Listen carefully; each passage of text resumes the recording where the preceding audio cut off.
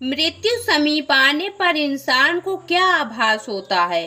गरुड़ पुराण के 9वें अध्याय में वर्णित कथा के अनुसार एक बार पक्षीराज गरुड़ ने भगवान विष्णु से पूछा कि हे नारायण, कृपा करके यह बताइए कि अगर किसी व्यक्ति का अंत समय निकट हो तो उसके साथ क्या करना चाहिए। तब भगवान विष्णु ने गरुड़ जी से कहा कि हे पक्षीराज, जब अंत समय में प्राणी अपना शरीर छोड़ने लगता है तो परिवार को चाहिए कि आंगन में तुलसी के समीप गोबर से एक मंडल की रचना करे।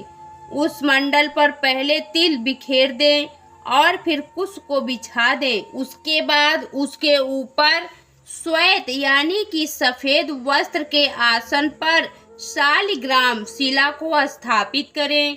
वेदों में बताया गया है कि शालिग्राम पाप, दोष और भय को हर लेते हैं, इसलिए शालिग्राम के समीप मरने से प्राणी की मृत्यु सुनिश्चित है।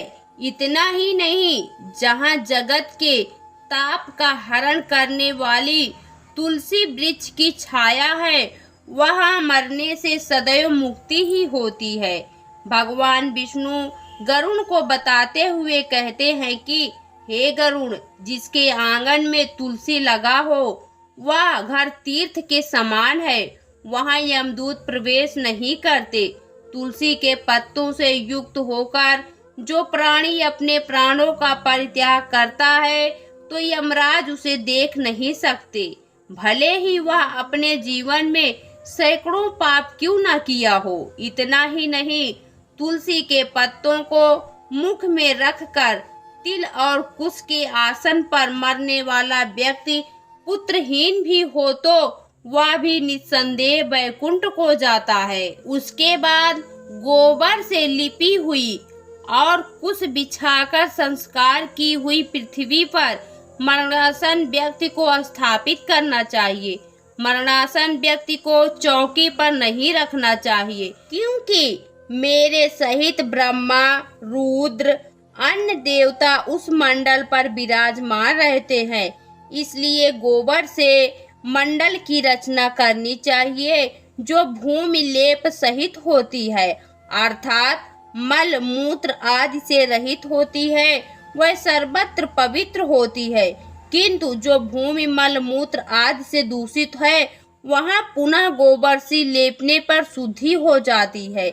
बिना लिपी हुए भूमि पर और चारपाई पर भूत प्रेत, पिशाच, राक्षस और यमदूत प्रविष्ट हो जाती है, इसलिए भूमि पर मंडल बनाए बिना अग्निहोत्र, श्राद्ध, ब्राह्मण भोजन, देव पूजन और आतुर व्यक्ति का स्थापन नहीं करना चाहिए। इसलिए लिपी हुई भूमि पर मरणासन व्यक्ति को लिटाकर उसके मुख में स्वर्ण और रत्न देना चाहिए। जो शालिग्राम शिला के जल को बिंदु मात्र भी पीता है वह सभी पापों से मुक्ति होकर वैकुंठ लोक में जाता है।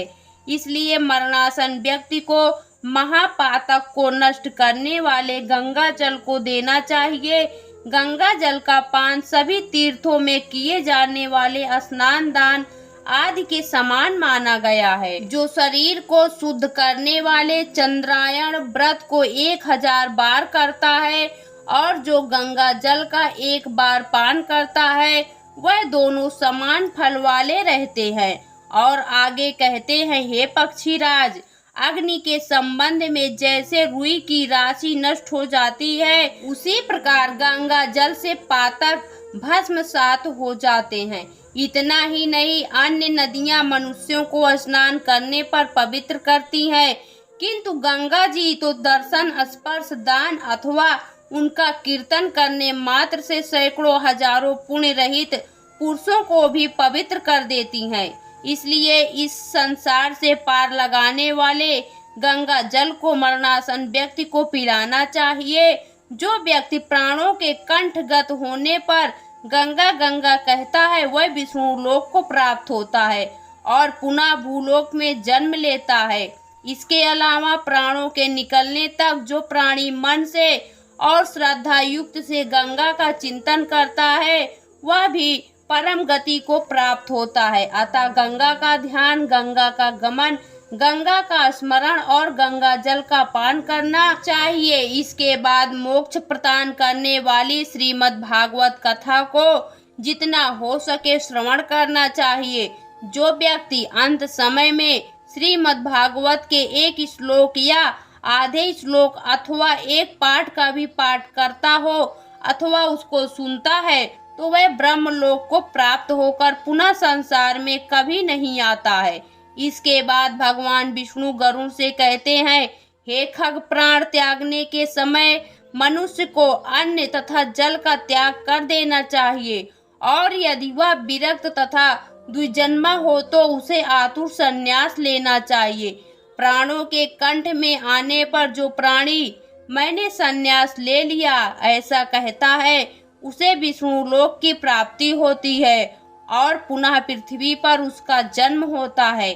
इस प्रकार हे खग, जिस धार्मिक पुरुष के आतुरकालिक पूर्व युक्त कार्य संपादित किए जाते हैं उसके प्राण ऊपर के छिद्रों से सुख पूर्वक निकलते हैं, जैसे मुख, दोनों नेत्र, दोनों नासिका रंध्र, दोनों कान, ये 7 ऊपर के द्वार। इनमें से किसी द्वार से पुण्य आत्मा के प्राण निकलते हैं और योगियों के प्राण तालु रंध्र से निकलते हैं। अपान से मिले प्राण जब पृथक हो जाते हैं तब प्राणवायु सूक्ष्म होकर शरीर से निकलता है। प्राणवायु रूपी ईश्वर के निकल जाने पर काल से आहत शरीर निराधार वृक्ष की भांति गिर पड़ता है।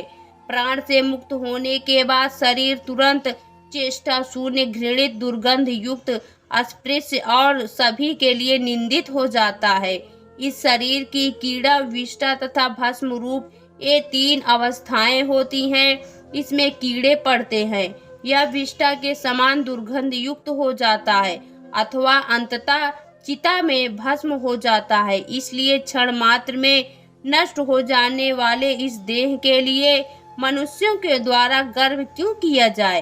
पंचभूतों से निर्मित इस शरीर का पृथ्वी तत्व पृथ्वी में लीन हो जाता है, जल तत्व जल में, तेज तत्व तेज में, वायु तत्व वायु में लीन हो जाता है। इसी प्रकार आकाश तत्व आकाश में लीन हो जाता है। सभी प्राणियों के देह में स्थित रहने वाला सर्वव्यापी शिव स्वरूप नित्य मुक्त और जगत साक्षी आत्मा अजर अमर है। सभी इंद्रियों से युक्त और शब्द आदि विषयों से युक्त जीव कर्म कोश से समन्वित तथा काम और रोग आदि के सहित पुण्य की वासना से युक्त होकर अपने कर्मों के द्वारा निर्मित नवीन शरीर में उसी प्रकार प्रवेश करता है जैसे घर के जल जाने पर गृहस्थ दूसरे नवीन घर में प्रवेश करते हैं। तब किंकणी जाल की मालाओं से युक्त विमान लेकर सुंदर चामरों से सुशोभित देवदूत आते हैं। धर्म के तत्व को जानने वाले बुद्धिमान धार्मिक जनों के प्रिय वह देवदूत कृत्य इस जीव को विमान से स्वर्ग ले जाते हैं। सुंदर दिव्य देह धारण करके, निर्मल वस्त्र और मल्य धारण करके, सुवर्ण और रत्नादि के आभरणों से युक्त होकर वह महानुभाव जीवदान के प्रभाव से देवताओं से पूजित होकर स्वर्ग को प्राप्त करता है। दोस्तों, आपको यह पौराणिक कथा कैसी लगी कमेंट बॉक्स में जरूर बताएं। वीडियो को लाइक करें, शेयर करें और हमारे चैनल को सब्सक्राइब करना न भूलें। वीडियो देखने के लिए आपका बहुत बहुत धन्यवाद।